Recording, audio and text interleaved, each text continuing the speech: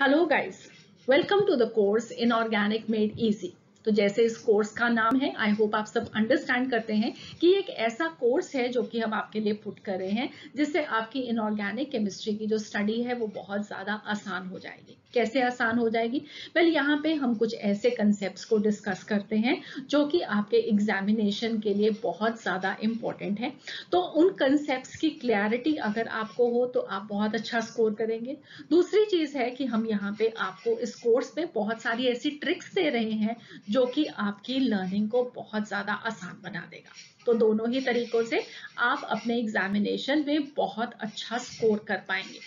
तो जैसे कि आपने टाइटल पे ऑलरेडी लिखा देखा होगा कि आज के इस कोर्स का जो टॉपिक हम डिस्कस कर रहे हैं वो है tricks to calculate bond order for more than 20 electrons.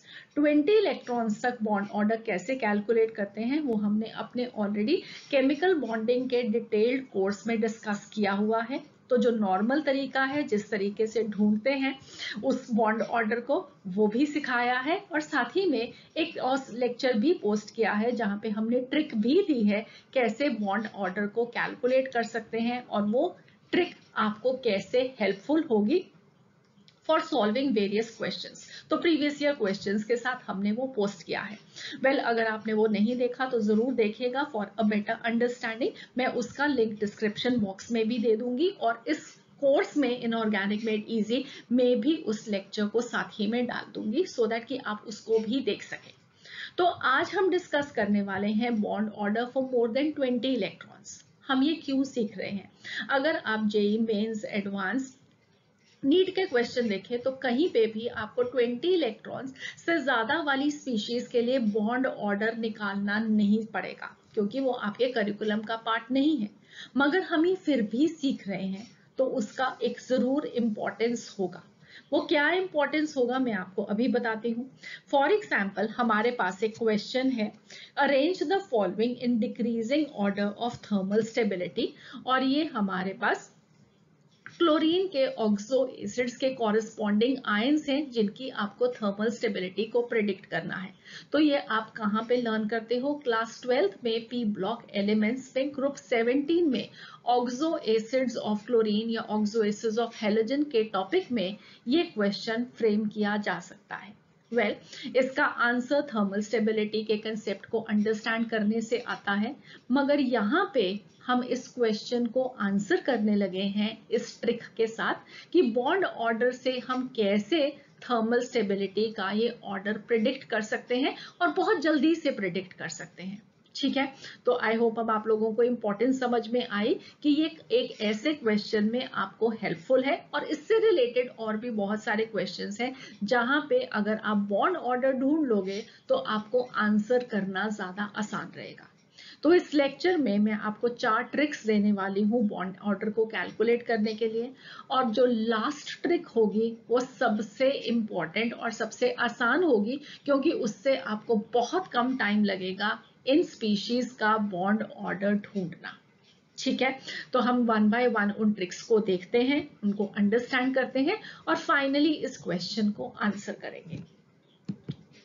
तो मैं हूं डॉक्टर रितु जौहर, आपकी educator from the channel H2O the A to Z of chemistry, and I hope कि आप ये लर्निंग मेरे साथ एंजॉय करने वाले हैं। तो चलिए शुरू करते हैं आज की पढ़ाई। तो ट्रिक नंबर 1 है कि bond order this is equal to B by A। अब ये B क्या है और A क्या है? वेल, B है नंबर ऑफ रेजोनेट बॉन्ड्स और A है नंबर ऑफ रेजोनेटिंग स्ट्रक्चर्स। इसका मतलब ये है कि हम बॉन्ड ऑर्डर उन स्पीशीज का जिसके लिए हम रेजोनेटिंग स्ट्रक्चर्स को ड्रॉ कर सकते हैं वहां पे इसको यूज करेंगे और वहां पे बॉन्ड ऑर्डर आ जाएगा total number of resonate bonds over total number of resonance structures. Right, तो इसको हम एक एग्जांपल के साथ अंडरस्टैंड करते हैं। एग्जाम्पल है हमारे पास ओजोन का मॉलिक्यूल O3। इसके सबसे पहले आपको क्या करना पड़ेगा? लोएस्ट स्ट्रक्चर ड्रॉ करके उसके रेजोनेटिंग स्ट्रक्चर्स को ड्रॉ करना पड़ेगा। सो आई होप आप सब लोग ये काम करना आसानी से जानते हैं क्योंकि ये आपके केमिकल बॉन्डिंग के लेक्चर्स की इनिशियल स्टडी है। ठीक है, तो अगर आपको इसमें कोई भी डाउट हो तो आप हमारे केमिकल बॉन्डिंग के डिटेल्ड डिस्कशन को देख सकते हैं। वहां पे हमने हर एक कंसेप्ट को 40 लेक्चर्स में पोस्ट किया है, सो दैट कि हम कोई भी कंसेप्ट को मिस नहीं करें और आप अपने एग्जामिनेशन में बहुत अच्छे से एक्सेल कर सकें। तो यहाँ पे मैं ये एज्यूम कर रही हूँ कि आपको इन मॉलिक्यूल्स या कोई और गिवन स्पीशीज हो उनके रेजोनेटिंग स्ट्रक्चर्स को ड्रॉ करना आता है। तो वेल, जब हम ओजोन का मॉलिक्यूल ड्रॉ करेंगे तो उसका जो स्ट्रक्चर बनेगा वो इस तरीके से बनेगा। अब यहाँ पे आपको क्या बताना है, सबसे पहले रेजोनेट बॉन्ड्स कितने हैं।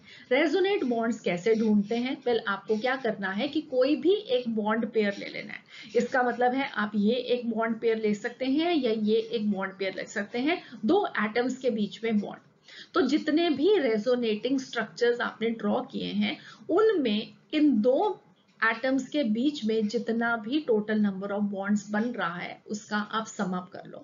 तो अगर हम ये दो एटम्स के बीच के बॉन्ड्स को कैलकुलेट कर रहे हैं तो ये बॉन्ड नंबर 1 और यहाँ पे 2 हैं, तो टोटल नंबर ऑफ बॉन्ड्स कितने हो गए? 3। तो इसका मतलब है number of resonate bonds this is equal to 3। ये हो जाएगा हमारा बी। ठीक है, और ए क्या है? Total number of resonating structures. तो रेजोनेटिंग स्ट्रक्चर्स 2, तो B is 3, A is 2 and bond order will be 3/2, that is 1.5।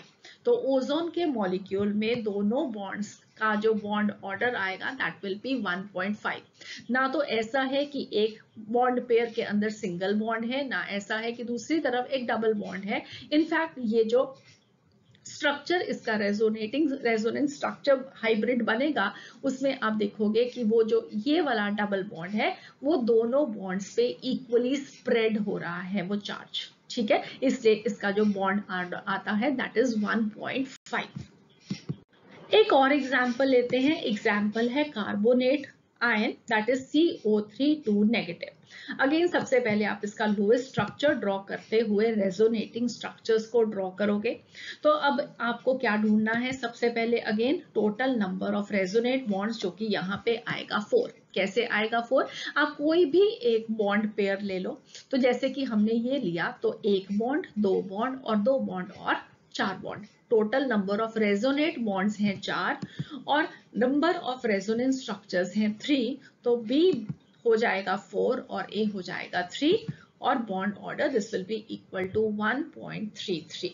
ठीक है, I hope this is clear, कुछ भी मुश्किल नहीं है। अब हम सीखते हैं ट्रिक नंबर 2। ट्रिक नंबर 2 है bond order. Again this is equal to B by A, मगर यहाँ पे जो बी और ए है वो कुछ डिफरेंट हो जाएंगे। क्यों हम डिफरेंट ले रहे हैं? वेल, यहाँ पे ये जो ट्रिक है आपको बहुत ज्यादा हेल्पफुल रहेगी क्योंकि आपको यहाँ पे रेजोनेटिंग स्ट्रक्चर्स नहीं ड्रॉ करने पाएंगे। राइट, तो रेजोनेटिंग स्ट्रक्चर्स ड्रॉ किए बिना हम बॉन्ड ऑर्डर कैसे कैलकुलेट करते हैं वो हम यहाँ पे सीखेंगे। तो यहाँ पे बी क्या है? वेल, यहाँ पे बी है number of bonds around the central atom. तो जो भी सेंट्रल एटम है उसके आसपास जो भी आपने स्ट्रक्चर ड्रॉ किया है, जितने भी नंबर ऑफ बॉन्ड्स है उसको टोटल कर लो। और ए क्या हो जाएगा? ए हो जाएगा number of atoms around the central atom. ठीक है, और bond order will be equal to total number of bonds around the central atom divided by total number of atoms about the central atom. तो again हम इसको example के साथ understand करते हैं। वही एग्जाम्पल लेते हैं, चेक करते हैं कि सही आंसर आ रहा है इस तरीके से या नहीं। तो वेल, हमारे पास है ओजोन मॉलिक्यूल। ओजोन मॉलिक्यूल का हमने पहले स्ट्रक्चर ड्रॉ किया। स्ट्रक्चर ड्रॉ किया हमने ये वाले ऑक्सीजन एटम को ले लिया अपना सेंट्रल एटम। ठीक है, तो यहाँ पे number of bonds about the central atom कितने हो गए? 3, 1 और 2, 3। ठीक है, और number of atoms about the central atom कितने हो गए? अगर ये सेंट्रल है तो ये दोनों इसको सराउंड कर रहे हैं, तो ए हो जाएगा 2 और बॉन्ड हो जाएगा 3/2 दैट इज 1.5। तो दोनों ही तरीके से सेम आंसर आ रहा है। यहाँ पे एडवांटेज ये हुआ कि आपको रेजोनेटिंग स्ट्रक्चर्स ड्रॉ नहीं करने पड़ रहे। तो next example again carbonate ion को ही समझते हैं। तो कार्बोनेट आयन का पहले आपने स्ट्रक्चर ड्रॉ किया, तो यहाँ पे सेंट्रल एटम क्या हो जाएगा? कार्बन, और सराउंडिंग एटम क्या हो जाएगा? ऑक्सीजन। तो सबसे पहले आपको बताना है कि बी क्या है? Number of bonds about the central atom. तो 2, 3, 4, तो बी हो जाएगा 4 और नंबर ऑफ एटम्स कितने हैं 3, तो बॉन्ड ऑर्डर क्या आ जाएगा 4/3 दैट इज 1.33। तो अगेन आंसर सेम ही आ रहा है, मगर एडवांटेज रेजोनेटिंग स्ट्रक्चर्स ड्रॉ करने में जो टाइम लग रहा था वो अब नहीं लगाना पड़ेगा।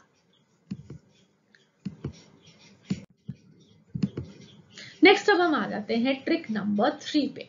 अब ट्रिक नंबर 3 क्या है? वेल ट्रिक नंबर 3 बेसिकली ऐसी ही यही ट्रिक है, मगर इसमें थोड़ा और आसान हो जाता है। कैसे आसान हो जाता है? वेल यहाँ पे है bond order, this is equal to 1 plus number of pi bonds divided by number of sigma bonds. ठीक है, तो आई होप ये भी आपको बिल्कुल वैसे ही आसान लगेगा। स्ट्रक्चर आपको यहाँ पे भी ड्रॉ करना पड़ेगा। तो अगेन जैसे कि हमने ओजोन मॉलिक्यूल का ही एग्जांपल लिया, तो उसी को ही आगे देखते हैं कि ओजोन मॉलिक्यूल का आपने स्ट्रक्चर ड्रॉ किया। स्ट्रक्चर ड्रॉ करने के बाद बॉन्ड ऑर्डर जब आप ढूंढोगे तो सबसे पहले आपको चाहिए कि पाई बॉन्ड कितने हैं, तो पाई बॉन्ड है 1 और सिग्मा बॉन्ड है 2, राइट। तो बॉन्ड ऑर्डर हो जाएगा 1 + 1/2 अगेन 1.5। ठीक है, आसान है ये, और भी शायद आसान हो गया क्योंकि आपको सिर्फ पाई बॉन्ड सिग्मा बॉन्ड ही कैलकुलेट करने हैं, जो कि आप फटाफट देख सकते हो। नेक्स्ट हमारे पास आ गया कार्बोनेट आयन। तो कार्बोनेट आयन में पाई बॉन्ड्स कितने हैं 1, सिग्मा बॉन्ड्स कितने हैं 3, तो बॉन्ड ऑर्डर कितना हो जाएगा 1 + 1/3 दैट इज अगेन 1.33। नेक्स्ट अब हम मूव करते हैं ट्रिक नंबर 4, और ये जो ट्रिक नंबर 4 है आपको YouTube पे कहीं पे भी दिखाई नहीं देगी, और ये एक बहुत आसान सी ट्रिक है। आसान इसलिए है क्योंकि इसके अंदर तो आपको स्ट्रक्चर्स को भी नहीं ड्रॉ करना पड़ेगा। वेल तो वो क्या ट्रिक है? वेल ट्रिक है कि bond order this is equal to valency of peripheral atom plus the charge on the acid radical divided by the total number of peripheral atoms. और ये यहाँ पे एक एसिड रेडिकल है, तो प्लीज डू रिमेम्बर कि इस ट्रिक को आप सिर्फ यूज कर पाएंगे एसिड रेडिकल्स, और वो भी ऑक्सीजन बेस्ड एसिड रेडिकल्स। जैसे कि अभी हम कार्बोनेट आयन का ढूंढ रहे थे, तो कार्बोनेट आयन का स्ट्रक्चर ड्रॉ किए बिना, राइट, वो आप बॉन्ड ऑर्डर को ढूंढ सकते हैं इस ट्रिक के साथ। तो कैसे इसको यूज करोगे? ये मुश्किल वर्ड्स लग रहे हैं, peripheral atom, acid radical, example बताऊंगी तो बहुत आसानी से आप समझ जाओगे। तो हम ये जो ट्रिक है उसको ओजोन मॉलिक्यूल के लिए तो नहीं यूज कर सकते, मगर कार्बोनेट आयन के लिए यूज कर सकते हैं, क्योंकि वो है एक एसिड रेडिकल, एक ऐसा एसिड रेडिकल जो कि ऑक्साइड बेस्ड है, ऑक्सीजन कंटेनिंग एसिड रेडिकल है। ठीक है, तो हम इस ट्रिक को कैसे यूज करेंगे? सबसे पहले आपको बताना है वैलेंसी ऑफ पेरिफेरल एटम। तो पेरिफेरल एटम कौन सा है? वेल पेरिफेरल एटम है ऑक्सीजन और कार्बन है सेंट्रल एटम। ठीक है, तो अब ये जो पेरिफेरल एटम है उसकी वैलेंसी क्या है? ऑक्सीजन की वैलेंसी होती है 2। प्लीज रिमेंबर यहाँ पे इसको -2 नहीं लिखना। Valency is the combining capacity of an atom, और कंबाइनिंग कैपेसिटी नेगेटिव नहीं होती, वो एक नंबर है, तो वो उसकी कंबाइनिंग कैपेसिटी क्या है 2। तो valency of the peripheral atom that is oxygen, this is 2। Next आपको बताना है charge on the acid radical, तो चार्ज क्या है -2।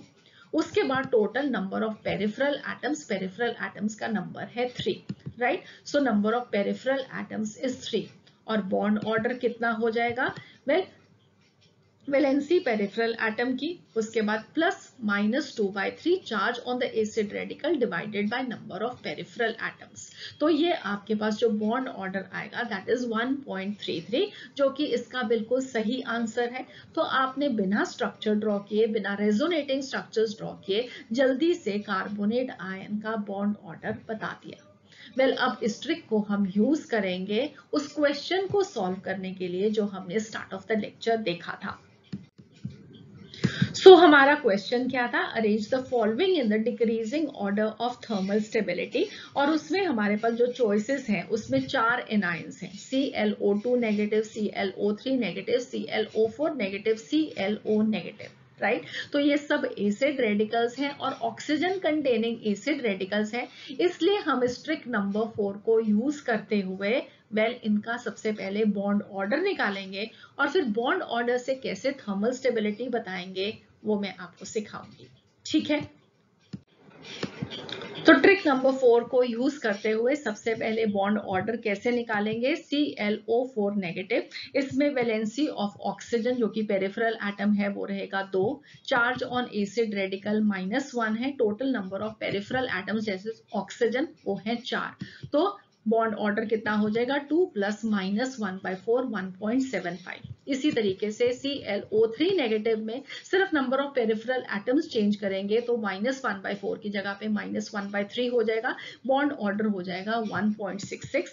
ClO2 नेगेटिव में अगेन ये -1/2 हो जाएगा तो 1.50 का बॉन्ड ऑर्डर आएगा, और ClO नेगेटिव में जो बॉन्ड ऑर्डर आएगा -1/1 करके this will be equal to 1। तो अब हमने बॉन्ड ऑर्डर को ढूंढ लिया। अब आपको क्या करना है, इस बॉन्ड ऑर्डर को असेंडिंग या डिसेंडिंग ऑर्डर में लगा लेना है। ठीक है, तो हम देखते हैं कि ClO4 नेगेटिव का बॉन्ड ऑर्डर सबसे ज्यादा है, फिर ClO3 नेगेटिव का, फिर ClO2 नेगेटिव का, और फिर ClO नेगेटिव का। तो इसको हम एक डिक्रीजिंग ऑर्डर में सबसे पहले लगाते हैं। तो हमने ये बॉन्ड ऑर्डर को डिक्रीजिंग ऑर्डर में अरेंज कर दिया। ClO4 नेगेटिव 1.75 था, फिर 1.66, फिर 1.5 और फिर 1। ठीक है, तो इस तरीके से हमने इसको अरेंज किया। अब इसका हमें फायदा क्या है उस क्वेश्चन के लिए, लेट अस अंडरस्टैंड दिस। आप लोगों ने केमिकल बॉन्डिंग में बॉन्ड ऑर्डर से क्या कुछ सीख सकते हैं, क्या इन्फ्रेंस आता है, वो जरूर सीखा होगा, राइट अगर आपको याद हो तो बॉन्ड ऑर्डर का मतलब है कि दो एटम्स के बीच में कितने नंबर ऑफ बॉन्ड्स हैं, हमें उससे ये मालूम लगता है, राइट और अगर बॉन्ड ऑर्डर ज्यादा है तो दो एटम्स के बीच में नंबर ऑफ बॉन्ड ज्यादा होंगे। अगर नंबर ऑफ बॉन्ड ज्यादा होंगे इसका मतलब है कि जो बॉन्ड लेंथ है वो कम हो जाएगी, राइट तो इसका मतलब है कि ClO4 नेगेटिव में बॉन्ड ऑर्डर सबसे ज्यादा था, नंबर ऑफ बॉन्ड सबसे ज्यादा बिटवीन Cl एंड ऑक्सीजन, इसका मतलब है कि बॉन्ड लेंथ सबसे छोटी, और ClO नेगेटिव में ClO बॉन्ड की बॉन्ड लेंथ सबसे ज्यादा। तो अगर ऐसा कोई ऑर्डर आए आपको अरेंज करना तो आप बॉन्ड ऑर्डर की वैल्यू को देखते हुए बता सकते हैं। सिमिलरली अगर अब बॉन्ड लेंथ ClO4 नेगेटिव की सबसे कम है, इसका मतलब है कि ClO बॉन्ड सबसे ज्यादा स्ट्रॉन्ग किस में होगा, इसी में होगा, क्योंकि जितना छोटा बॉन्ड उतना उसको तोड़ना मुश्किल। तो अगर आपको बॉन्ड स्ट्रेंथ का ऑर्डर पूछा जाए तो भी आप जल्दी से लिख सकते हैं। अब अगर बॉन्ड स्ट्रेंथ ज्यादा है तो इसका मतलब है उसको तोड़ने में एनर्जी भी ज्यादा लगेगी, तो इसका मतलब है बॉन्ड एनर्जी भी ज्यादा ClO4 नेगेटिव में ClO बॉन्ड की। तो अगेन ये सारे ऑर्डर्स आप कहाँ से देख के बता रहे हो, सिर्फ आपको अगर ये मालूम हो कि बॉन्ड ऑर्डर से आप क्या कुछ बता सकते हैं। ठीक है, और अब एक और चीज देखते हैं। वेल बॉन्ड एनर्जी ज्यादा है, बॉन्ड को तोड़ने में एनर्जी ज्यादा लग रही है, इसका मतलब है कि आप उसको हीट करते जा रहे हैं और वो बॉन्ड नहीं टूट रहा, इसका मतलब क्या होगा, वेल कि थर्मल स्टेबिलिटी ज्यादा है, राइट तो जितना बॉन्ड ऑर्डर ज्यादा उतनी थर्मल स्टेबिलिटी ज्यादा, और हमने यहाँ पे अपने क्वेश्चन को आंसर कर दिया। ClO4 नेगेटिव में थर्मल स्टेबिलिटी सबसे ज्यादा, फिर ClO3 नेगेटिव, फिर ClO2 नेगेटिव और फिर ClO नेगेटिव। तो इससे आपको अपने क्वेश्चन का आंसर मिल सकता है। और अगर आपको कंसेप्ट नहीं भी याद हो कि थर्मल स्टेबिलिटी कैसे ढूंढते हैं तो वेल आपको बॉन्ड ऑर्डर से इसको एक सेकंड में बताना आता है। ठीक है, और एक और इम्पॉर्टेंट चीज यहाँ पे ऐड ऑन कर सकती हूँ, जिस सब्सटेंस की थर्मल स्टेबिलिटी ज्यादा होती है उसको तोड़ना जितना मुश्किल हो रहा है, वेल उसकी रिएक्टिविटी भी उतनी कम होगी, और अगर रिएक्टिविटी कम होगी इसका मतलब है ClO4 नेगेटिव की रिएक्टिविटी सबसे कम है क्योंकि ये सबसे ज्यादा थर्मली स्टेबल है, और ClO नेगेटिव की रिएक्टिविटी सबसे ज्यादा है क्योंकि ये थर्मली सबसे ज्यादा अनस्टेबल है, राइट और इसीलिए अगर ये थर्मली अनस्टेबल है, इसकी रिएक्टिविटी सबसे ज्यादा है, इसकी ऑक्सीडाइजिंग पावर भी सबसे ज्यादा होगी। ठीक है, तो अगर आपको कभी ऑर्डर आ जाए कि HClO, HClO2, HClO3, HClO4 में ऑक्सीडाइजिंग पावर सबसे ज्यादा किसकी है, तो वेल होगी HClO की। ठीक है, तो बहुत सारे क्वेश्चंस हम यहाँ पे इस तरीके से आंसर कर सकते हैं। सिमिलरली एक और चीज जो कि आप अब ये बात कर ही रहे हैं तो एक और बात कर लेते हैं। जनरली आपको इनका एसिडिक स्ट्रेंथ भी बताना आता है, HClO4, HClO3, HClO2, HClO, right और उसमें आप याद रख सकते हो कि जहां पे बॉन्ड एनर्जी थर्मल स्टेबिलिटी का जो ऑर्डर है वही एसिडिक स्ट्रेंथ का भी ऑर्डर है।